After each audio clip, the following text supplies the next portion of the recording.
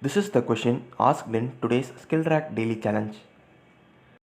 So in the first line of our input, we are given the values of R and C. So here R is equal to 4 and C is equal to 5. So we are given a R cross 5 matrix as input. And in this matrix, it contains both integers as well as characters. So here, if we take any of the column, we can see that it contains either only characters or integers. So the first column is full of characters, and the second column is full of integers, and the third column is full of characters. The fourth column is also full of characters, and the fifth column is full of integers. So it is given in the question that if a column contains only integers, then we have to add all those integers and print the sum in our output. Suppose if the column contains only characters, then we have to add all the characters and form a string value, and we have to reverse that string value and print it in our output. So first we have to print all the integer values. So first we have to iterate through all the integer columns. So the second column is the integer column, and when we add all the integers present over here, we get the sum as 100. So in our output, first we are printing 100, and then the second integer column is the last column. So here when we add all these integer values, we get 71. So next we are printing 71. So now we have printed the sum of all the integer columns. Next we have to iterate over the character columns. So the first character column is A, B, C, D, E, and when we reverse it, we get D, C, B, A. Similarly, the next character column is third column, in which we get the string value R, A, C, K. So when we reverse this, we get K, C, A, R. And then the next character column is the fourth column. So here when we add all the characters, we get E, N, O, N, and when we reverse it, we get N, O, N, E. So this is how we have to print our output. Now let us see how to write a C program for this. So first I am creating two integer variables named R and C, and in the next line using a scanf I am accepting the values of R and C. So now we have to accept a R cross C matrix. So in order to store it, I am creating another character array named mat of size R cross C. So here I am setting R cross C and another dimension 10. So in every index we can store up to 10 characters. And then I am creating another character array named results of size C, which is of size 1001. So what it means is, in every index up to C we can store up to 1001 characters. So first we are going to keep all the values as null. So we are going to make use of the memset function, and we are going to set all the values as null so that we won't get any unwanted values in the runtime. So all the values will be null initially.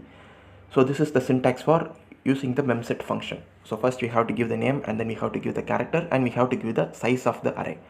So now we are going to accept our input. So to accept our input, I am creating a nested loop.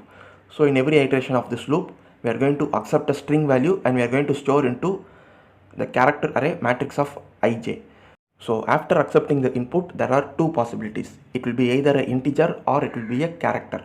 So first we are going to check whether it is an integer. So if it is an integer, then we can make use of the attay function. So the attay function will return the integer value if the given character array is an integer, else it returns 0. So using that logic, we are going to determine. So I am checking whether attay of matrix of ij is not equal to 0. So if it is not equal to 0, it's definitely an integer.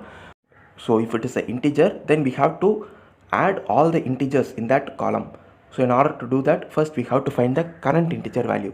So we are going to convert the character array present at the index results of j into an integer using attay function, and I am storing it into a variable named curr. So now we have to add the new integer with this current. So current plus attay of matrix of ij, and we will store it into the results of j. So results of j is a character array, so we have to convert it into a character array. So we are making use of the sprintf function to do it.